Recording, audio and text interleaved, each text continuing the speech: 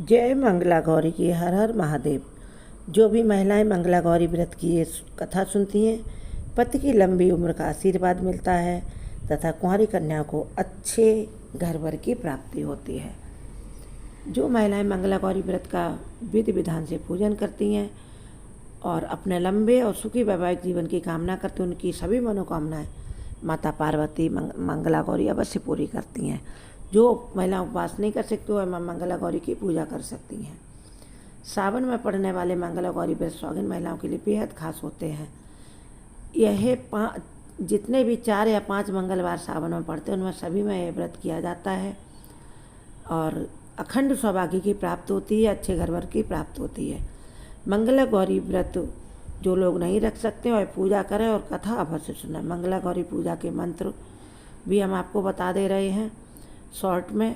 कुंवारी कन्या इस व्रत को करने से उन्हें अखंड अच्छा घर वर मिलता है तथा सुहागिनों को अखंड सौभाग्य की प्राप्ति होती है। सभी जीवन की समस्याएं खत्म होती हैं, चाहे पति से रिलेटेड हों या बच्चों से रिलेटेड हों, घर परिवार से। बिल्कुल घर परिवार का माहौल शांत हो जाता, अच्छा रहता है सब कुछ। तो इस सावन तो ये 4 मंगलवार हैं, सोमवार तो 5 हैं लेकिन मंगलवार 4 हैं। अब मैं मंत्र बता देती हूँ, उसके बाद आपको बताऊँगी कथा, जिसको सुनने से भी काफ़ी अच्छा फल प्राप्त होता है और कथा के बाद क्या करें वह भी बताएंगे। सबसे पहले मंत्र सुन लीजिए। 2 मंत्र हैं। पहला तो सर्व मंगल मांगल्ये शिवे सर्वार्थ साधिके शरण्ये त्र्यंबके गौरी नारायणी नमोस्तुते। फिर रिपीट कर देती हूँ। सर्व मंगल मांगल्ये शिवे सर्वार्थ साधिके शरण्ये त्र्यंबके गौरी नारायणी नमोस्तुते। इस मंत्र को कम से कम 11, 21 या 51 बार बोलें। दूसरा भी मंत्र आपको बताएंगे। सभी सुहागिन महिलाओं से, बहनों से विनती है कि सभी भगवान भोलेनाथ के भक्त, माता पार्वती के भक्त चैनल ज़रूर सब्सक्राइब करें और वीडियो को लाइक शेयर करें तथा कमेंट बॉक्स में जय माता पार्वती, जय मंगला गौरी, हर हर महादेव अवश्य लिखें। दूसरा मंत्र है ह्रीं मंगले गौरी विवाह बाधाम नाशय स्वाहा। जिनके विवाह में बाधा आ रही है उनके लिए यह मंत्र है। ह्रीं मंगले गौरी विवाह बाधाम नाशय स्वाहा। इसका कम से कम आप 1 माला जाप यानी 108 बार अवश्य जाप करें कुंवारी कन्याएं। सभी विवाह की बाधाएं दूर हो जाएंगी और 1 साल के भीतर विवाह के बहुत सुंदर योग बनेंगे। लेकिन कम से कम 5 वर्ष इस व्रत को अवश्य करने का संकल्प लें।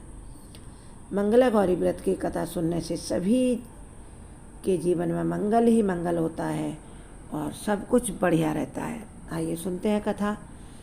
पौराणिक कथा के अनुसार एक समय की बात है, एक शहर में धर्मपाल नाम का एक व्यापारी रहता था।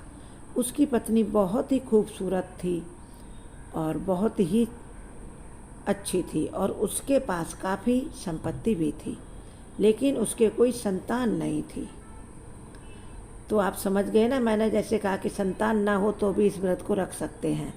तो उन पति पत्नी के कोई संतान नहीं थी। वे काफ़ी परेशान रहने लगे, बहुत दुखी रहते थे। कोई भी उन्हें कह देता था कि ये निसंतान है, इनके घर से कुछ नहीं लेना, इनके घर पे मत जाना, ये बांझ है ये औरत, इसका मुख मत देखना। ऐसी बातें भी समाज में होती थी। तो वो बहुत दुखी रहने लगी धर्मपाल की पत्नी। दुखी तो धर्मपाल भी रहते थे लेकिन उतना दुख उन्हें नहीं था। लेकिन धर्मपाल की पत्नी उसको बहुत महिलाएं ताने दिया करती थी, जिनके पुत्र और पुत्रियां, भरा पूरा परिवार था, वो औरतें बहुत ताने देती थीं। उसके घर पे अपने बच्चों को भी नहीं आने जाने देती थी। इस प्रकार वो ज़्यादा दुखी रहने लगी। तो उन दोनों ने भगवान भोलेनाथ, माता पार्वती की मिलकर पूजा की और उनसे वरदान मांगा कि मुझे एक संतान दे दीजिए। भगवान भोलेनाथ की कृपा से उन्हें एक पुत्र की प्राप्ति हुई, लेकिन वह अल्पायु था, उसकी ज़्यादा लंबी आयु नहीं थी, क्योंकि भगवान भोलेनाथ ने उनकी पूजा आराधना से प्रसन्न होकर दे दिया था। उनके संतान भाग्य में थी ही नहीं, तो अल्पायु उनको पुत्र मिल गया। अब उनके पुत्र को श्राप मिला था पुराने जन्म से ही, पिछले जन्म से, कि 6 वर्ष की आयु में अगले जन्म में से सांप काटने से मृत्यु हो जाएगी। संयोग से उसकी जो मृत्यु जो होनी थी उससे पहले संयोग से उसकी शादी 16 वर्ष से पहले एक युवती से हुई जिसका माता मंगला गौरी का व्रत करना उसका स्वभाव था, वो बहुत व्रत क्रिया करती थी, हर साल करती थी। मतलब 6 वर्ष की आयु में सांप काटना था, लेकिन उसके माता पिता ने जल्दी ही उसकी शादी कर ली। पहले बाल विवाह हो जाया करते थे, तो उसकी जो जिससे शादी हुई मंगला गौरी व्रत किया करती थी। तो अब 6 वर्ष की बजाय उसकी 16 वर्ष की आयु में सांप काटने से उसकी मौत हो जाएगी, ऐसा उसने जाना। अब तो वह बहुत दुखी हो गई।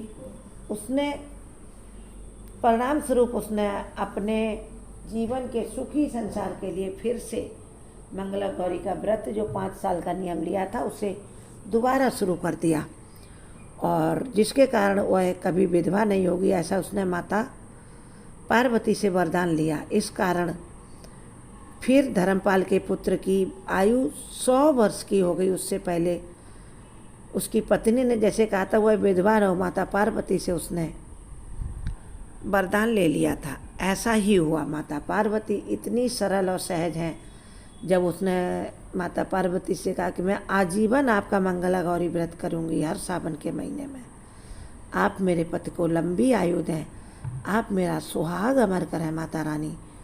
इस प्रकार उसने माता पार्वती के साथ भोलेनाथ की भी पूजा तपस्या की, तो भोलेनाथ माता पार्वती दोनों को दया आ गई। उसका पति दीर्घायु हो गया और वह सदा सुहागन रही और पति के कंधों पर चढ़कर स्वर्गलोक को गई।